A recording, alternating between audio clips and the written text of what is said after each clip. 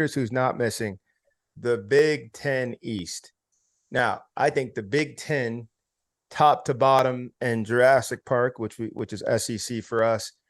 Yeah, it's 1A, 1B. You got to tilt to Jurassic Park. But if you just take their top 3 or 4 programs, there is no other conference in America that's more comparable to the SEC, Clint, than the Big Ten. And here is the current standings.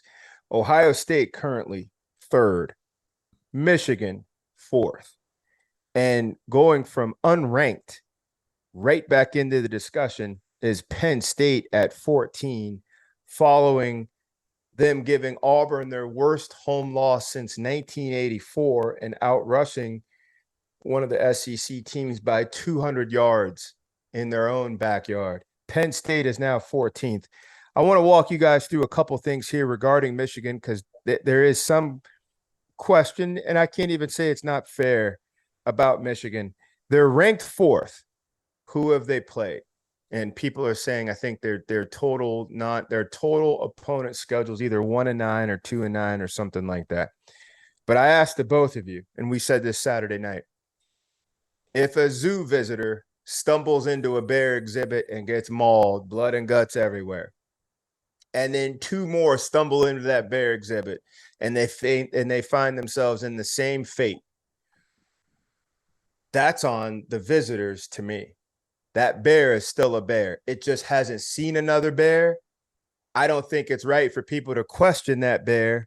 And since we're talking about that bear, I just want to hit you guys with a couple of stats here. Michigan right now, 1st in the country in points per game, 5th in the country in yards per game, and they're 3rd in the country in total defense, 4th in the country in yards, average yards per game. On both ends, they're sitting top 5 nationally. Now, that's going to give some, but under Harbaugh, they finished the season with some top 5 defenses. And then last year, they pushed themselves all the way to the into the playoffs. We'll come back on Ohio State and Penn State. Let's go to Michigan. Are you a believer? Clint, I'll start with you. A believer in what? A believer that Michigan is a global power. It's a monster.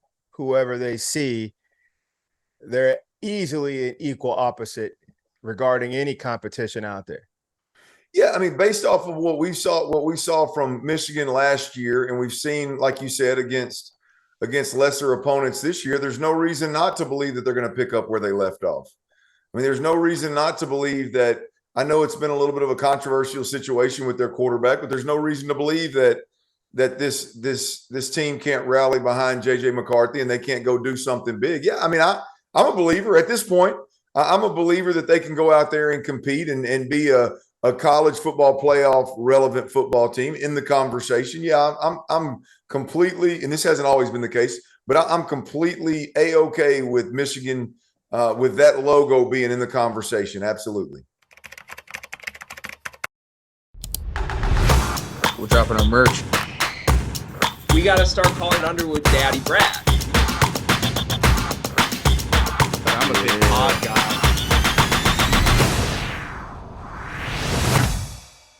Breaking news. The Field of 68 has an online store, and it's your one-stop shop for the latest and greatest merch in college basketball and college football. You can find shirts to support your favorite team, make fun of your rival team, or boast Field of 68 catchphrases like Daddy Brad, Cussin' and Discussin', and the Star Heels. Go to www.fieldof68.shop today and enter promo code touchdown for 20% off at checkout. Darian, I'm going to flip the question to you. Looking at Michigan, I'm just going to make the large assumption you're going to kind of roll with Clint there, and unless you're not, hold your peace on that part. But I'm just going to say this. When you look at the Wolverines and you look at the teams they're surrounded by, the White Walkers in Georgia, they just look invincible. The Roman Army does what the Roman Army does. They come to your village, they demolish it. Now they kind of have a little bit of a battle, and then they demolish it. In Alabama, then Ohio State is doing their thing. They don't have their fastball yet. They've had some early season injuries, but they're still winning games. Then you got Clemson, then you got Oklahoma, but Michigan's sitting right there. Is it not fair to say Michigan's getting the most from the least? Like, we don't really mention a whole lot of their offensive skill players. We only know it's 2 quarterbacks because neither one of them have stepped out in front of the other. No one really knows a big deep threat that they have.